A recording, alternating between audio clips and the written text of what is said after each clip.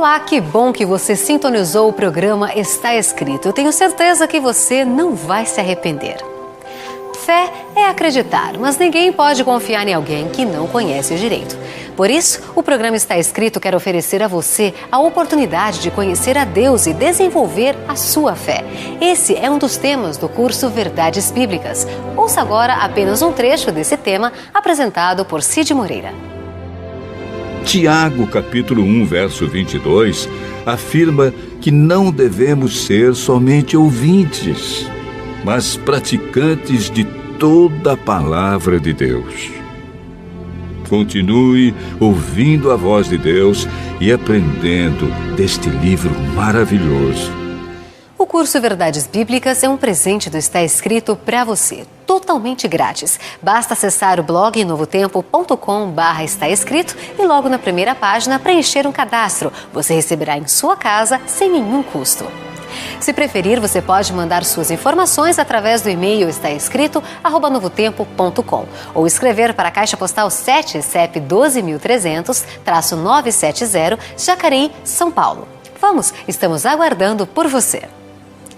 Você está assistindo a série 7 Mentiras que você só ouve na igreja. E no programa de hoje, Ivan Saraiva apresenta uma mentira que tem atraído muita gente e que está dividindo o mundo cristão evangélico. Está causando brigas e separações em vários ministérios. A pseudoteologia da prosperidade. Olha, se eu fosse você, eu não perderia esse programa por nada. Fique conosco. O Está Escrito começa agora.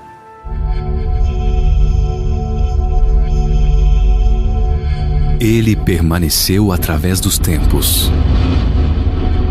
O livro de Deus. A Bíblia. Indispensável em nosso mundo complexo.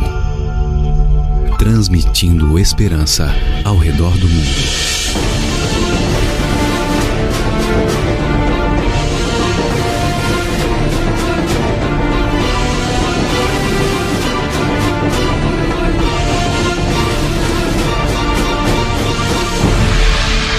Está Escrito, apresentado por Ivan Saraiva. Série 7 Mentiras que você só ouve na igreja. Hoje, com o tema Teologia da Prosperidade. Olá, querido amigo do programa Está Escrito. Nós deixamos para o último programa dessa série, as 7 mentiras que você só ouve na igreja, uma mentira que infelizmente tem enganado muita gente. Estou me referindo à pseudoteologia, ou à chamada teologia da prosperidade. Certo dia, me chamou a atenção a declaração de um bispo. Ele leu João 19:24, onde está escrito o seguinte. João 19:24, veja o texto que ele usou e depois as suas colocações. João 19:24 diz assim: Os soldados, pois, quando crucificaram a Jesus, tomaram as suas vestes. A sua túnica era sem costura, tecida de cima até embaixo.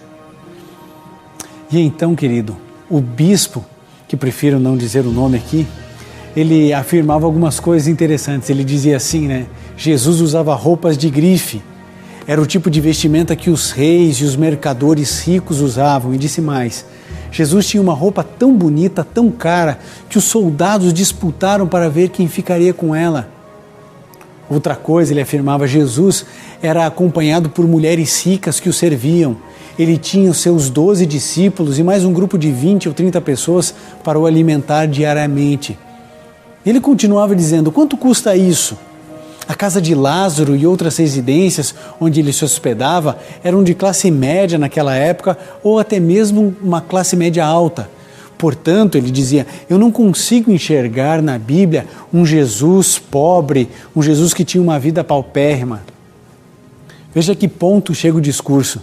Ele dizia assim, Jesus viveu como um nobre, era um mestre, multiplicou pães, proveu boa pescaria para os seus discípulos. Não foi pão seco. Como Senhor e Deus, ele tinha acesso às riquezas. Sabe, Jesus e seus discípulos nunca andaram num carrão, ele afirmava, porque não havia carros importados naquela época. Mas Jesus andou num jumento, era o carro dos reis da época, o melhor meio de transporte existente. Querido, declarações como essa são muito comuns nos nossos dias. por conta dessa propagação da teologia da prosperidade no Brasil. Agora, isso tudo trata-se de um conceito que foi importado dos Estados Unidos, fixado atualmente como um forte pilar das igrejas neopentecostais brasileiras. Porém, como cristãos, não podemos absorver ensinamentos sem antes analisar biblicamente para ver se de fato procedem ou não das Escrituras. Por isso, começo fazendo a pergunta: será que realmente Jesus foi rico aqui na Terra? Será que ser rico financeiramente é promessa de Jesus para nós? O que você pensa a esse respeito? Bom, antes de continuar, eu quero deixar bem claro que eu não defendo de forma alguma a teologia da miséria. Creio plenamente que Deus nos sustenta, que supre as nossas necessidades, bem como prospera alguns conforme a sua soberana vontade. Porém, entendo que o grande problema é deixar de buscar a Deus pelo que Ele é, em troca daquilo que Ele pode nos dar. Portanto, o que vamos apresentar é se de fato Jesus era rico e se Ele promete riquezas para os cristãos. Vejamos. Em primeiro lugar, Jesus era e sempre será rico eternamente em sua posição gloriosa no céu. Porém, Ele abdicou-se de sua glória celestial e veio à terra viver como um homem de uma maneira humilde, a fim de sofrer e morrer por nós.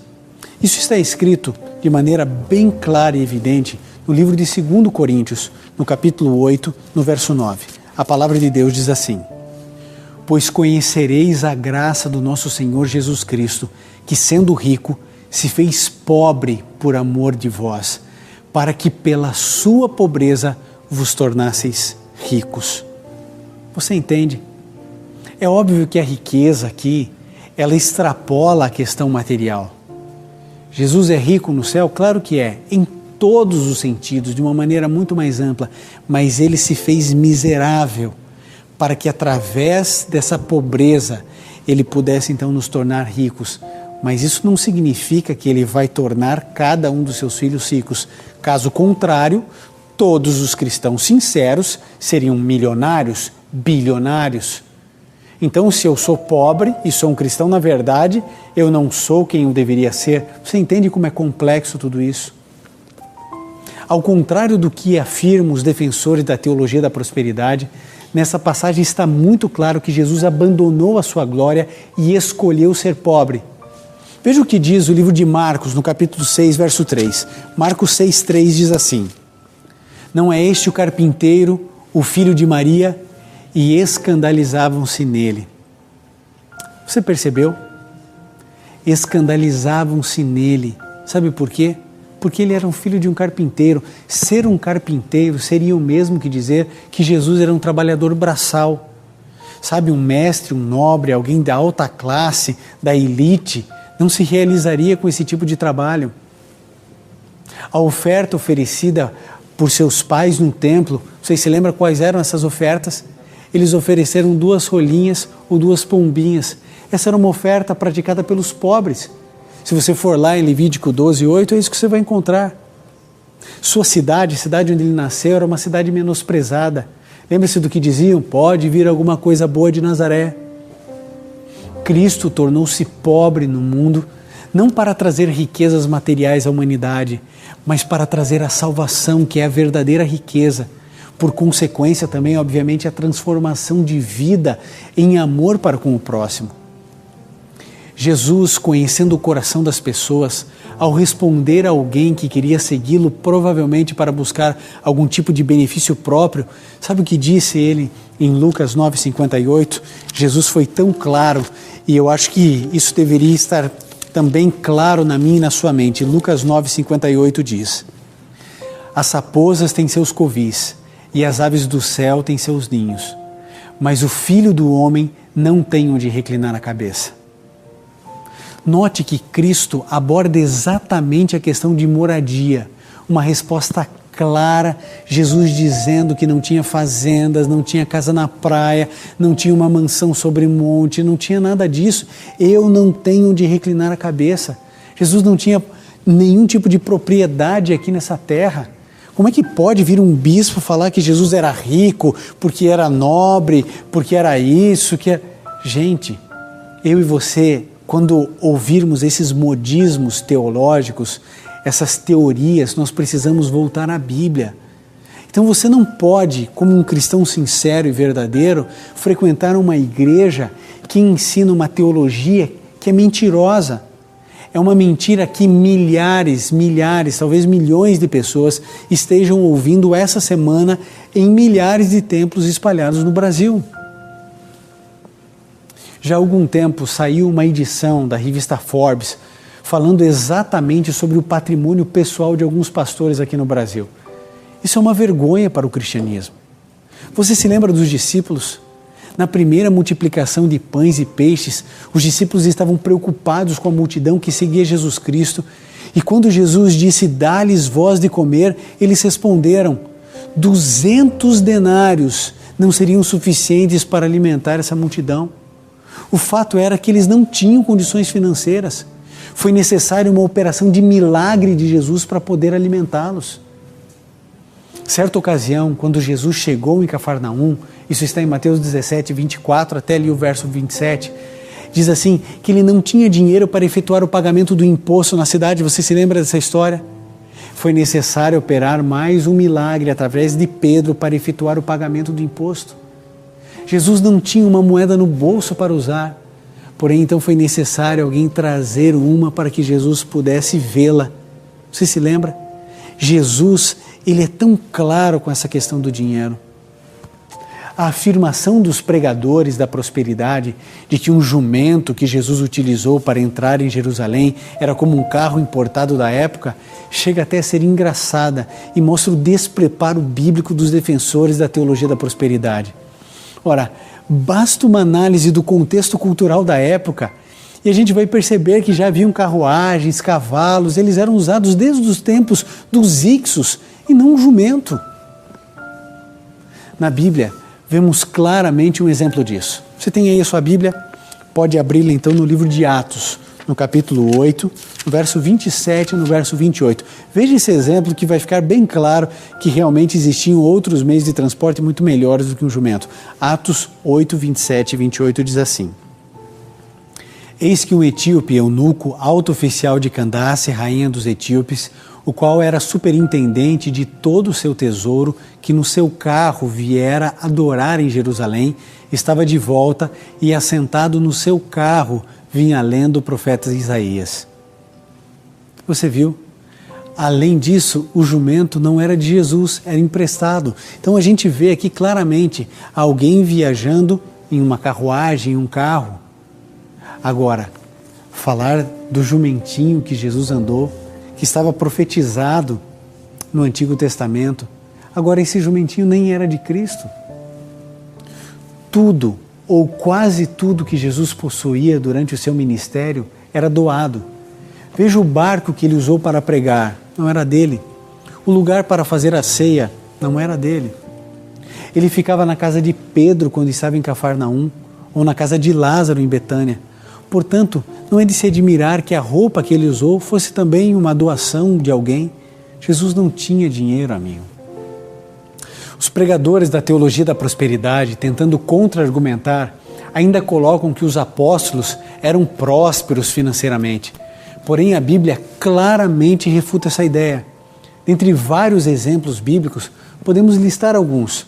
Veja, quando Pedro e João chegaram à porta do templo, onde um coxo de nascença pediu-lhes uma esmola, se os apóstolos fossem ricos, com certeza eles teriam dado dinheiro ao pedinte.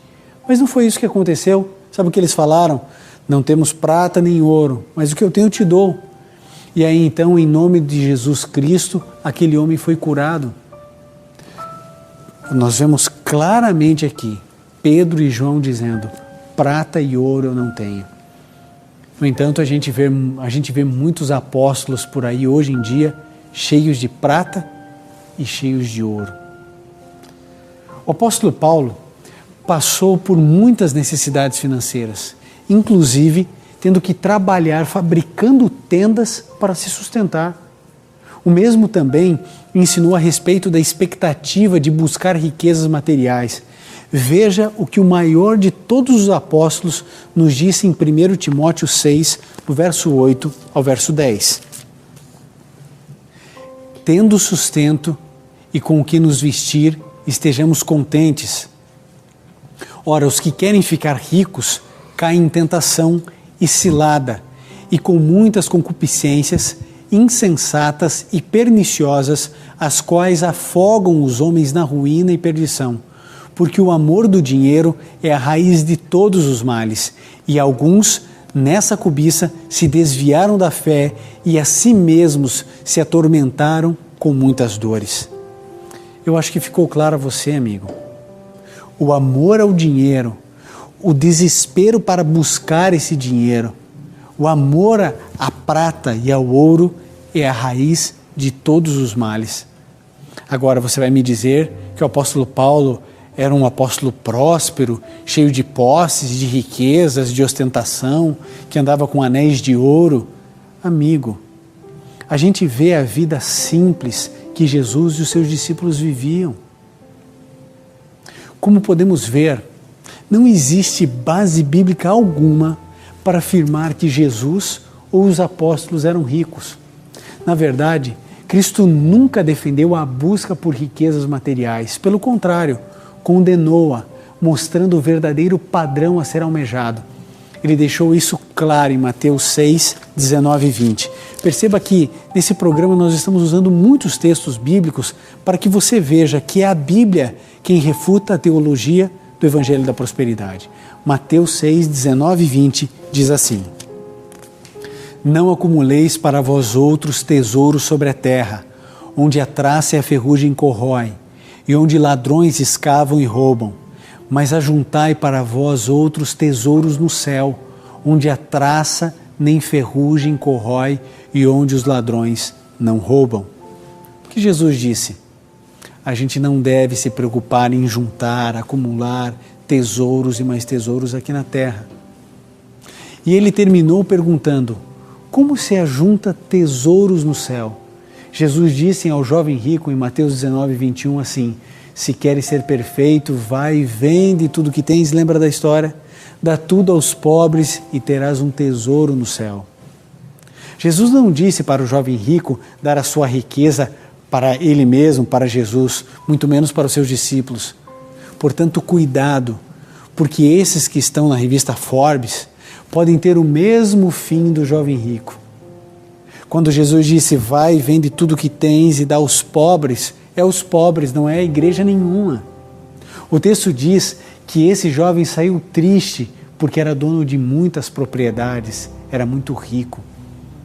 Ah, querido, eu e você precisamos saber em que igrejas estamos indo. Que igreja você está levando seus filhos?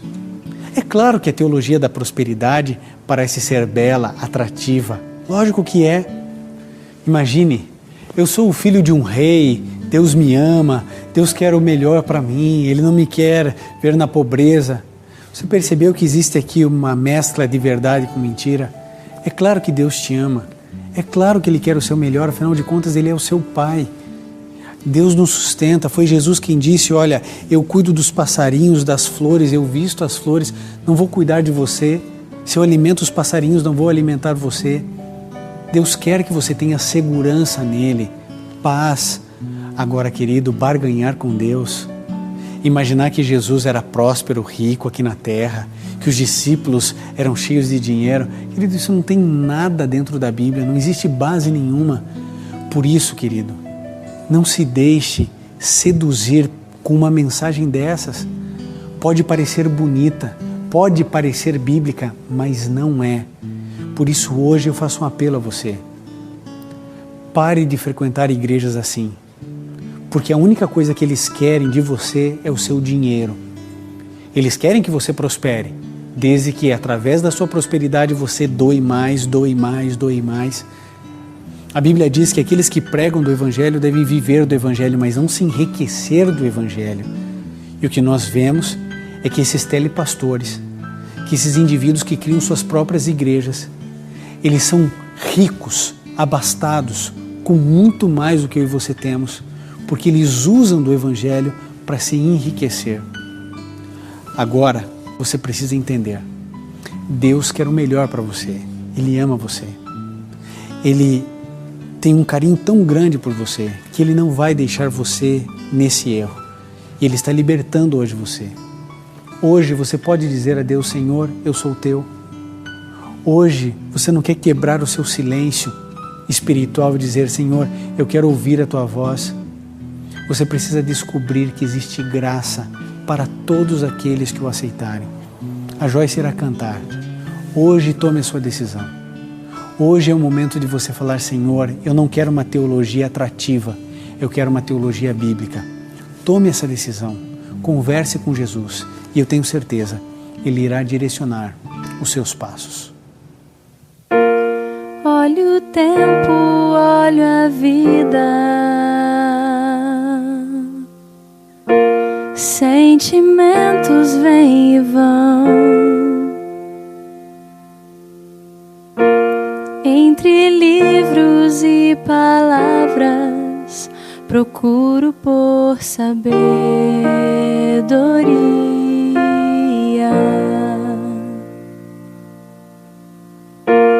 mas parece que na busca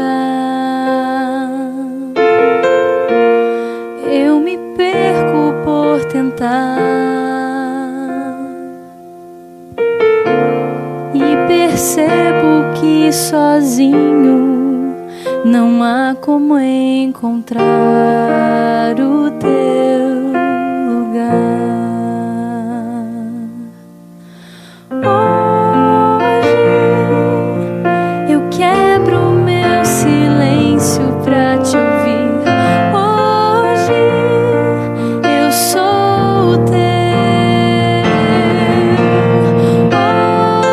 Hoje preciso amar e ser amado.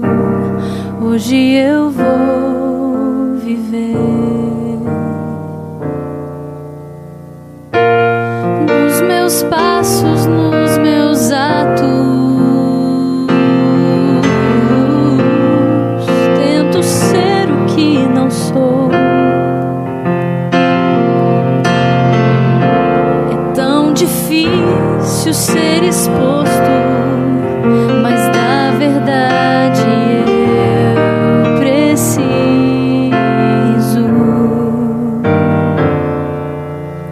Hoje eu quebro meu silêncio pra te ouvir. Hoje eu sou o teu. Hoje preciso amar e ser amado. Hoje eu vou viver.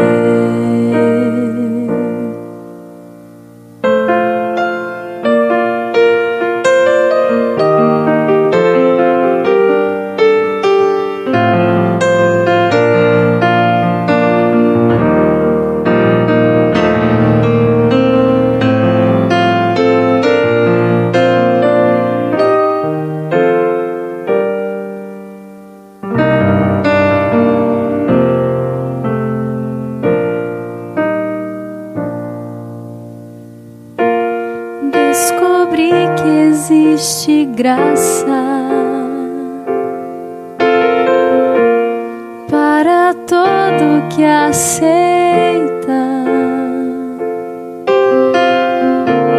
Tudo agora faz sentido. Suspiro por eternidade.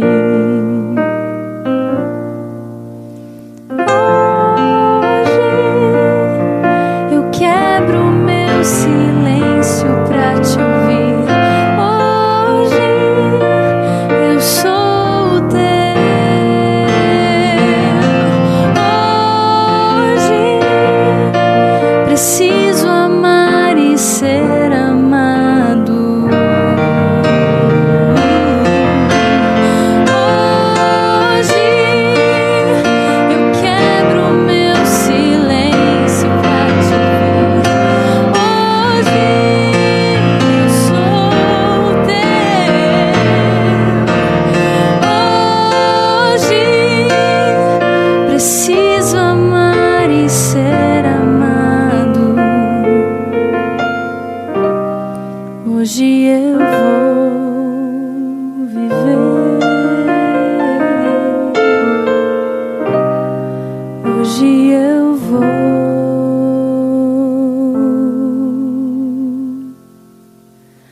Se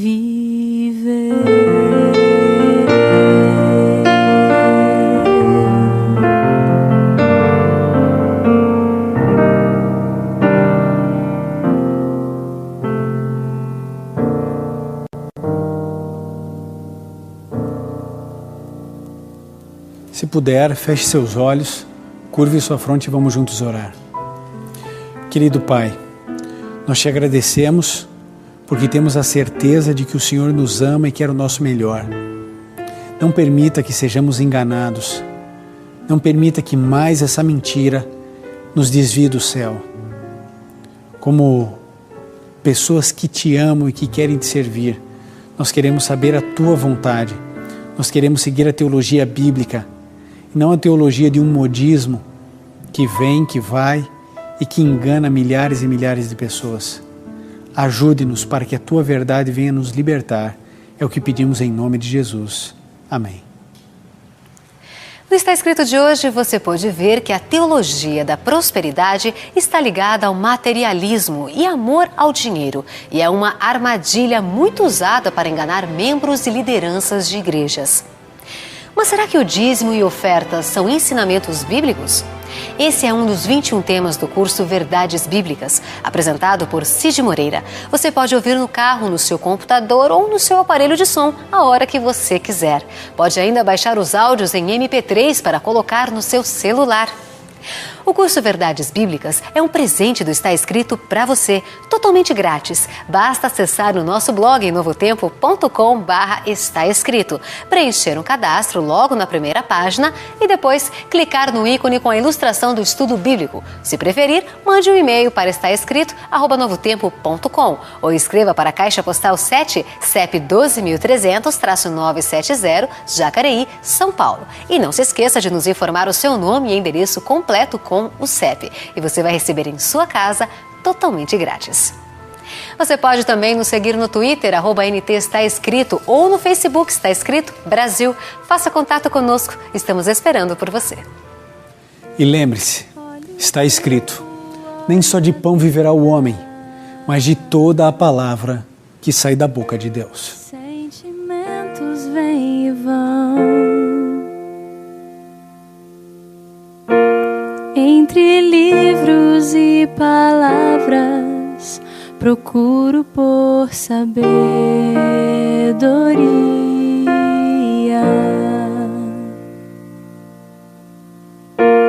mas parece que na busca eu me perco por tentar